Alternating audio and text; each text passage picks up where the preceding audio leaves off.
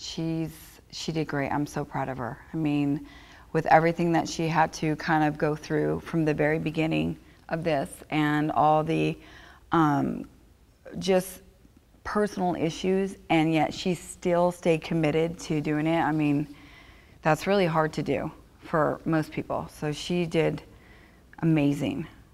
I think if you really want to get into shape, it's really not that hard. You just have to really want to do it. And you have to find something that you enjoy doing, because there's so many ways to lose weight and get in shape and stay healthy. You just got to find something that you want to do and just do it. You know, don't make excuses. Just do it. It's really not that hard. The hardest part of this whole thing has been the ups and downs. It's a roller coaster.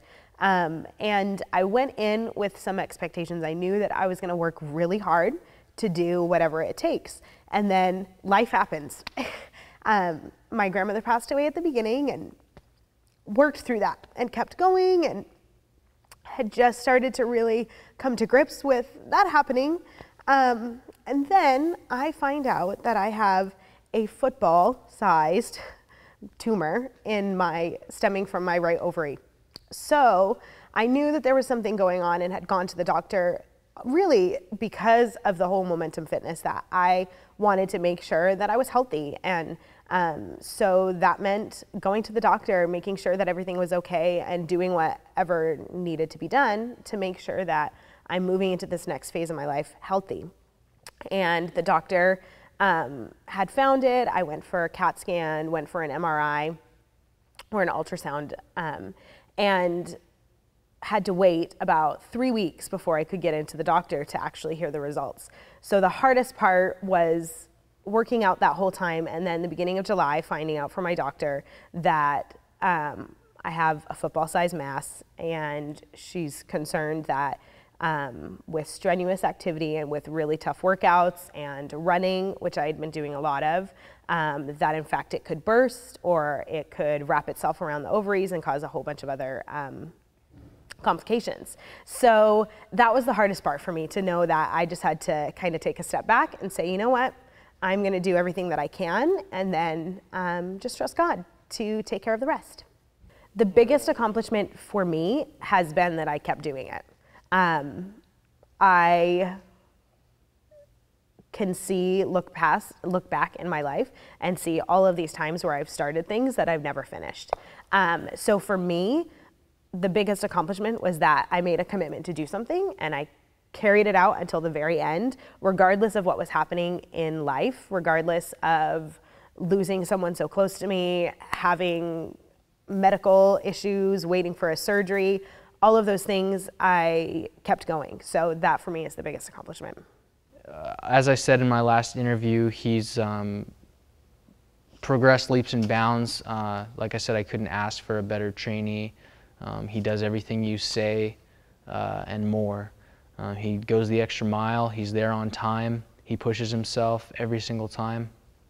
So he's made it. I mean, I don't take credit for anything. I've just basically shown him what to do, given him, you know, a couple tips, and you know, kind of been there to push him a little bit. But other than that, he did it all himself. So I never really paid attention to my health. You know, I just kind of kept going through life. And you know, when we started this competition 3 months ago, it forced me to evaluate myself and see where I was at, so I knew where I wanted to go. And I really pushed hard through this. It's not been an easy journey. It's been hard to balance life and family, you know, and all the other aspects of ministry that I'm involved with here at the church. But nonetheless, I felt like this is something that God had placed on me to do. And I have a second chance with my health now. You know, God's given me another chance to be able to use this temple that He's given me for Him. You know, if you want something you've never had, you have to do something you've never done. And that's basically what I've done with my health, so that I can go and step into ministry in new ways that we've never even seen. I'm just praying and believing that God's going to multiply this experience through my entire life. The funniest thing for me is my kids' perception of what I'm doing. My son Tyler saw on the front page of the newspaper, he saw an ad for the circus coming to town. And he said, "Dad, is that where you go to the gym and work out?" It's like, "No, son, I'm not a circus act." My daughter Sarah, she thinks when I was going and running in the morning, she thinks I run to a pail of water and I dump it on myself and then I run back as quick as I can because I was so sweaty. Just their perception of the whole thing is just, you know, so funny in what they think. About a year and a half ago, I was preparing for a chapel teaching that I was doing, and I was talking about running a race.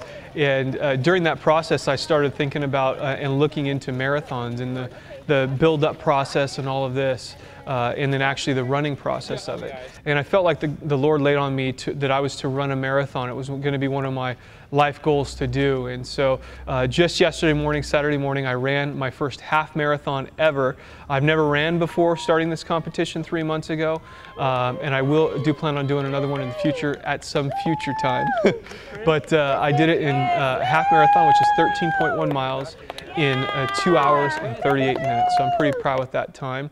In the process of building up to that, I remembered, started thinking about the previous marathon, another marathon that I almost ran. It was actually just a 5K run, but it was a memorial run for my own mom, who actually passed away of breast cancer 19 years ago, oh no, 14 years ago when I was only 19. So I almost ran that. In fact, I still have the t-shirt from the event. I remember Pastor Bob actually did run in that one. I remember thinking to myself, 5K, what is that? You know, it's like 3 miles. You know, I thought, how can these people run that far? You know, that seems so far. But you know what? With hard work and persistence, anybody can reach that. Anybody can reach 3 miles. That's nothing. 13.1, what I did yesterday, is just going to be the beginning. I mean, to a full marathon at some other point. You know, I'm just so excited about what God's doing in my life and in my family.